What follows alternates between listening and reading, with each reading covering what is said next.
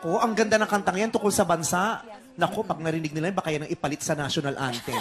Pinag-uusapan yan. Bilang sa sobrang dami nilang ginagawa, naisip nilang palitan yata ang huling linya ng national anthem. Nag-uusap-usap pa lang. Oo, pinagdidibatihan ngayon ng mga pangkaraniwang tao kung bakit papalitan ang last line ng national anthem. Sa dinami-dami ng nangyayari ngayon, ha? Napansin nila yun, Day. Ay, hindi pala maganda yung line, palitan natin. Ba't yung traffic din yung napansin? Yun ang palitan nyo kaya. Papalitan daw yung ang mamatay ng dahil sa'yo. Hindi kayo. May naisip ka ba? May naisip ka? Bakit hindi na lang ang mamatay ng dahil sa traffic? O, di ba? Yung ang mamatay ng dahil sa mataas na bilihin. Oo, din. Ang mamatay ng dahil sa bukbok ng NFA. Yung gano'n. Oo. Lahat na lang pinapalitan. Nagigigil ka tuloy. Nagigigil ako sa mga palit-palitan. Ang dami-dami pwede natin. Ang dami Easy. yung makahalagang dapat yun ang iniisip natin. Easy. Papalitan natin. Baka bukas, baka pati leron-lerong sinta, maisip nyo, palitan na rin dulo. Diba? Ano ba yung dulo ng leron? Ano nga ba yung dulo ng Humanap ng iba. Humanap ng iba. O yung Humanap ng iba. Ano yun? Humanap ng iba. O ayun, baka sabihin nila, hindi daw dapat humanap ng iba palitan. Ano na ipapalit? Yung kapos kapalaran, bigyan ng second chance. Diba, bakit tayo pupunta sa ganong desisyon na... Grabe ka talaga, ang bilis mo mag-isip. Diba, bakit pupunta ka sa ganong desisyon na papalitan mo agad, humanap ng iba? Huwag ganon, bigyan naman ng second chance. Tama. Yun ang dapat yung pinapalitan, hindi yung national anthem. Paano yun kakantahin na parang acoustic ang dating para maganda? diba yun? Modern. Leron sinta. Yan. Baby. Ganon. Attorney, pakita mo, galing mo. Pagdating sa dulo, nabali ang sanga, kapus kapalaran, bigyan ng second chance.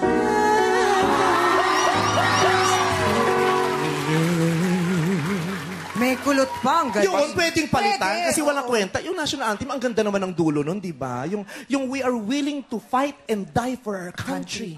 Tama. Ba't pang palitan mo yun? Ang ganda nun. Tama. Ang daming pwedeng palitan na kanta. Kahit yung mga yung ba? may pulis sa ilalim ng tulay. Anong dulo nun? Huwag niyong palitan yung kanta. Ang palitan niyo yung pulis. Bakit siya nasa ilalim ng tulay? Yung kanta pa ulit-ulit lang. May pulis sa ilalim ng tulay. May pulis sa ilalim ng tulay. May pulis sa ilalim ng tulay. Di ma? Sa hinaba ng kanta, walang nabanggit na ginagawa yung pulis. So, wag yung palitan ng kanta, palitan nyo yung pulis na walang ginagawa. Bakit yung lyrics ang papalitan nyo, hindi yung pulis? Saan pwede ilagay yung pulis? Isama dun sa bukbok ng NFA. Doon pa rin papunta. Di ba? Tama. Papalitan yung mga... May mga pangit na lyrics na dapat palitan yung mga, kunyari, mga sit-sirit-sit, di ba? Sit-sirit-sit, alibang-bang, sa laginto, sa lagubang, ang babae, sa lansangan, kung gumiri, parang tandang. O, okay lang yun. Ano ba yung susunod pa nun? Mama, namamangka, pakisuyo, iyaring bata, pagdating sa Maynila, ipagpalit ng manika. Yun ang palitan yung lyrics. Ang pangit. Pagdating sa Maynila, yung bata, ipagpalit ng manika. Ano to? Human trafficking yun. Sino kasi naisip yun? Bakit hindi nila naisip? Ba't hindi nyo nakita yung kantang yun? Dapat yun ang unang yung palitan. Bakit kayo di ba, ina-encourage yung mga tao na ipagpalit ang bata sa manika? Manika, pagdating na Maynila? Namamangka, pakisuyo, iyaring bata. Pagdating sa Maynila, ipagpalit ng manika. Yun ang palitan yung lyrics. Di ba? Mama, namamangka, pakisuyo, iyaring bata. Pagdating sa Maynila, ibili mo ng manika. Ganon. Ibili mo ng manika. Huwag mong ipagpalit sa manika. Human trafficking, yun binibenta mo yung bata. At excited yung batang makarating ng Maynila? Tapos ilang taon nang kinakanta ng mga bata yan, hindi nyo sinasaway. Tama. Yun ang dapat yung napansin, hindi yung national anthem. Ali-ali, namamayong, pakisuyo, iyaring sanggol. Pagdating sa Malabon, ipagpalit ng bagoong kawawa yung bata. Magpapalit ang bata sa bagoong. Wala na ba kayong pagpapahal? mahalaga sa buhay ng kabataan. Yan ang dapat kong nararamdaman. Sa Buhay bagoong? yun eh, di ba? Regalo yun mula sa langit na dinala sa sinapupunan ng 9 na buwan ng isang magiting na ina. Paglabas ng sanggol, pagpapalit mo sa bagoong. Yun ang palitan nyo, wag yung ang mamatay ng dahil sa'yo. Tama! Ang gulo-gulo nyo.